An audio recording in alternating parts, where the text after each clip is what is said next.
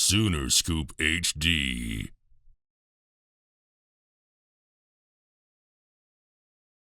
Transition to safety position full time. What have you seen from him that makes you believe he's going to be what you're going to see overall an improvement in him as far as the level of his play now that he has the opportunity to focus in on a single position? Well, I think that's just the key. I mean, he's played that same position since we got here in December. He cares. He puts a great deal of effort and work into his craft. He's a leader by example, as everyone knows. He's a quiet guy, but at the same time, he wants to be the best at everything that he does.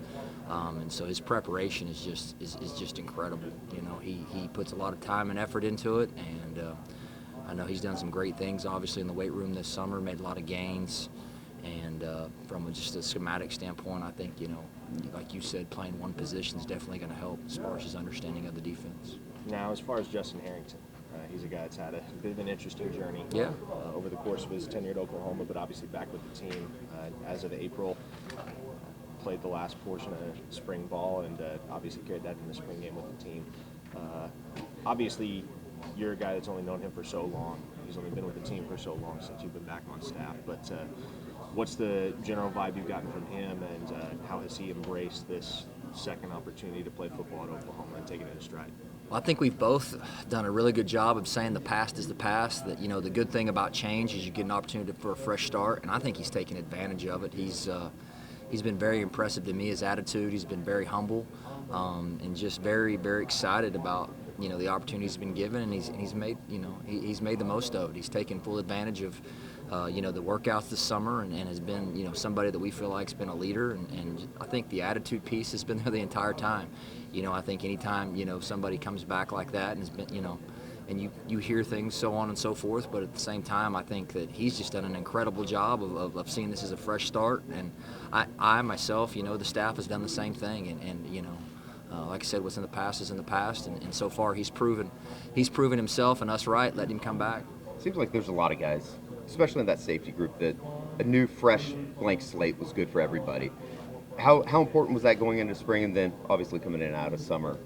Well, you know, and this goes for anybody. Anytime you go into something new, you know, you have an opportunity to learn from your mistakes, the things that you know, and the things that you wanted to be, and the things that I've always tried to tell myself or other people is that, man, you can be anything you want to be, you know. And the cool thing now is that you have all that experience from, you know, all the things that you went through in the past. And so if you want to be, you know, a leader, you want to be the best, you know, as far as the weight room or schematics or whatever it is, you have that opportunity to be that person. And I think there's a comfort level in that, you know, because, you know, sometimes when people are that in our past are still around, we're constantly reminded of that. And, you know, a lot of times we're defined by what people think of us, unfortunately. So anytime there's fresh faces, people that don't know our past, so to speak, we're able to take advantage of that. And I think a lot of guys have done that. How good can Key Lawrence be? I think the sky's the limit. I mean, Key can be anything that he wants to be. You know, he's got a great personality. Obviously, everyone knows that he's talented athletically. It's just going to come down to, you know, what does Key Lawrence want to be? You know, I mean, the thing about, you know, recruiting is, you know, you look for those things which you can't coach, which is length and speed and physicality, and I think he possesses all those. And so it's our job and his job as well to, you know, the football piece, to be there every day to give the most, you know, the best effort and put his best foot forward.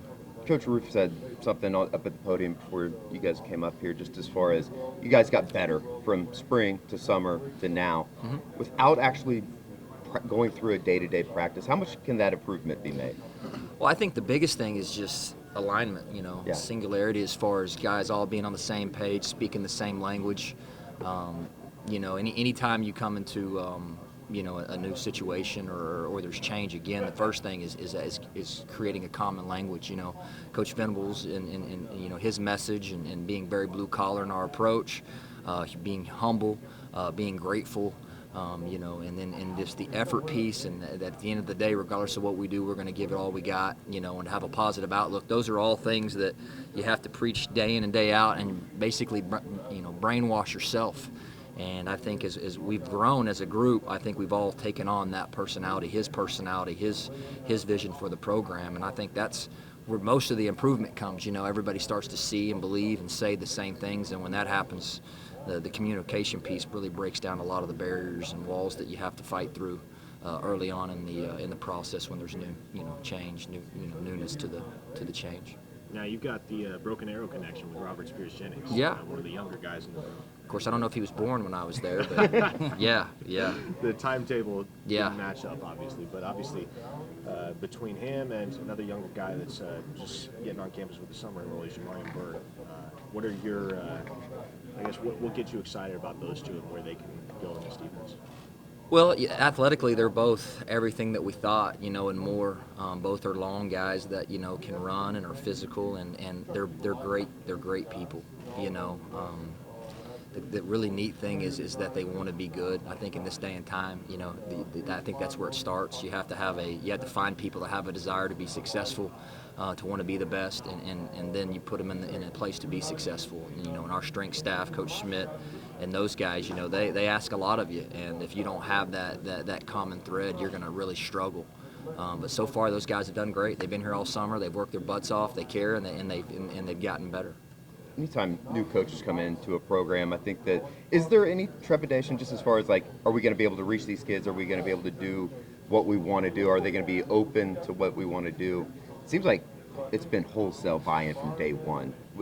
Not necessarily was that surprising, but was it almost kind of a moment of this is happening quicker than we thought it would, maybe? Well, I think it goes back to the alignment of your staff, and again, Coach Schmidt and those guys, they're around them all the time. Sure. So if they're saying the same things that Coach Venables is saying, and we're saying the same things that Coach Venables is saying, then there's a lot quicker, maturation of where we want to try to get. Again, it goes back to like I said, brainwashing almost, so to speak, and saying the same things over and over, and those become the characteristics of your program.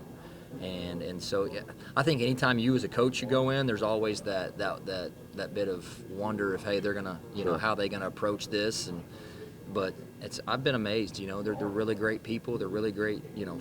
As far as just their attitudes and their desire to be successful. I mean, they're at Oklahoma for a reason. You know what I mean? Yeah.